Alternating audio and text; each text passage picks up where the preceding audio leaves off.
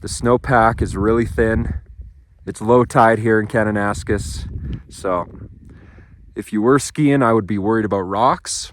Not so much about an avalanche today, but like I said, I'm by myself, so I'm not really looking to be skiing. I was just bringing the skis just for a little bit of fun.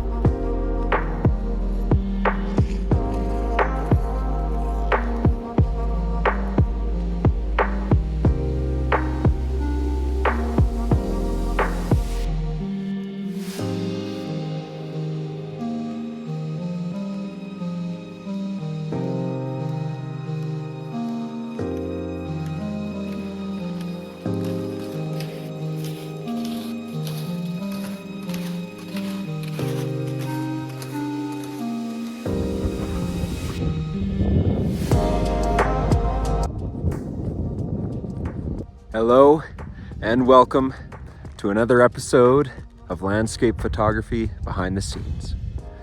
I'm Jack, and today we're up bright and early for a bit of a chilly sunrise. I haven't taken my camera out yet. We're a little bit late, but I still think it's beautiful up here. I'm going to get the camera out now as soon as I get my hands warmed up. Yeah.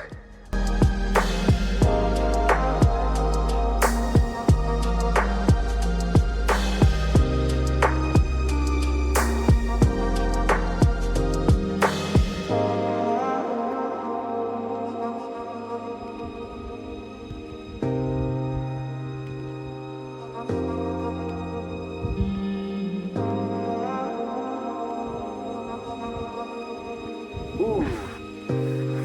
Oh man, that is bright.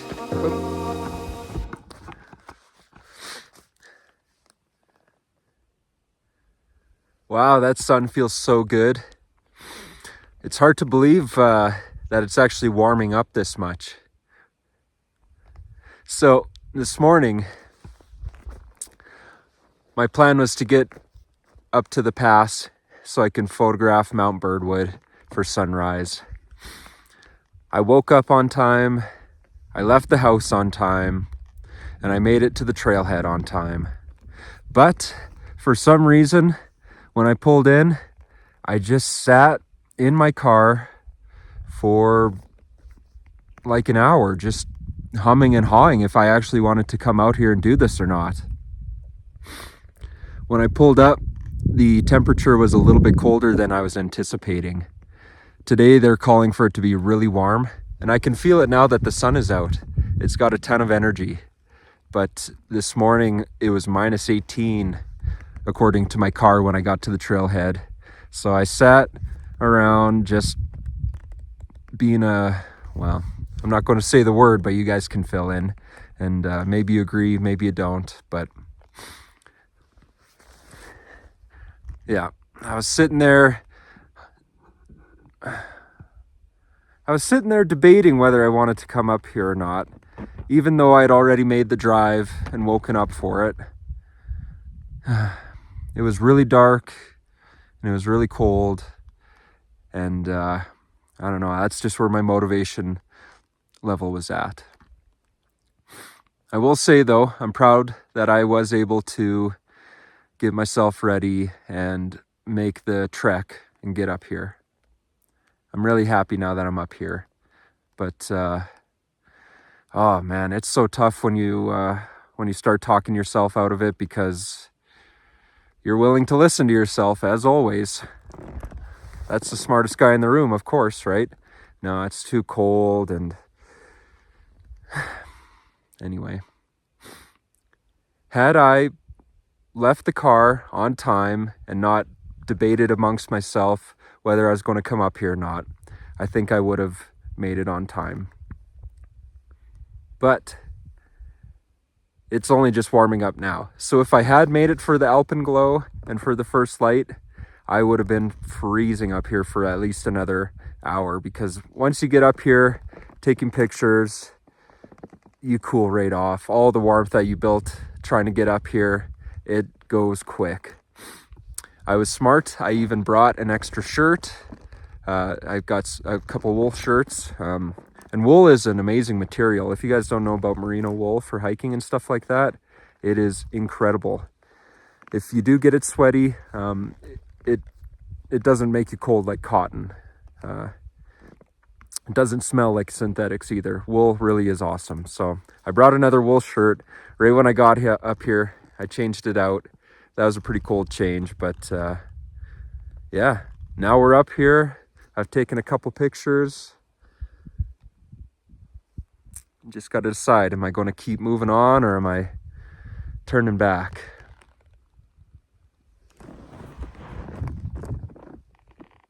The skiing here looks incredible,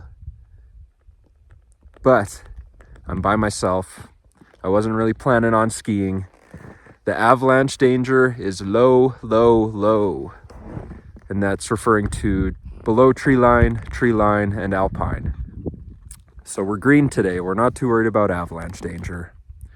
The snowpack is really thin. It's low tide here in Kananaskis. So if you were skiing, I would be worried about rocks. Not so much about an avalanche today, but like I said, I'm by myself, so I'm not really looking to be skiing. I was just bringing the skis just for a little bit of fun.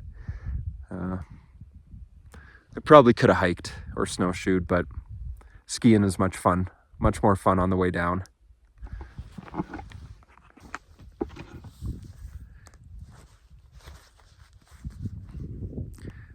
And when it comes to avalanche danger, the bulletin that you read on Avalanche Canada or wherever your avalanche forecast comes from, that's only one metric.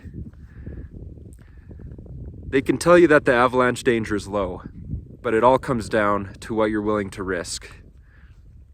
For example, yes, the avalanche danger is low.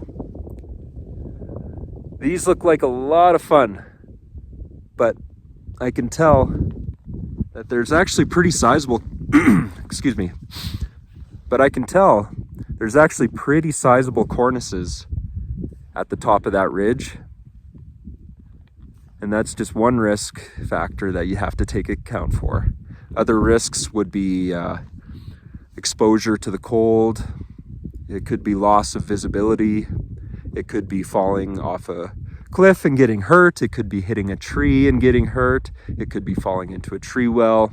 Although with our snowpack, I think that's not as big of a danger because we're at like a meter of snow. It's pretty pathetic right now at this junction, but better than nothing, that's for sure. The other thing they mentioned in the avalanche forecast is that because the sun is so strong that there could be some solar input on south-facing slopes. Yeah. We're not skiing, really, so I think I'm just going to walk around, see if I can find another picture, but if not, I'll probably just make my way out and head home. It's been an early day, and yeah, it's been a little bit frustrating dealing with myself and my own unwillingness to cooperate with the plans that I set forward, but I mean, I got to be a little bit easier on myself too. It's Sunday morning. I went skiing yesterday. It was minus 18 at the parking lot. I'm by myself. You know, there's a lot of reasons that would keep you from coming out to do this, but I'm glad I was able to just take it one step at a time. It seemed like too big of a deal to make it out here, but once I took my skis out of my car, I was able to get changed. I was able to put my boots on, and once all the stuff is on, you might as well go for a walk and just see how it feels.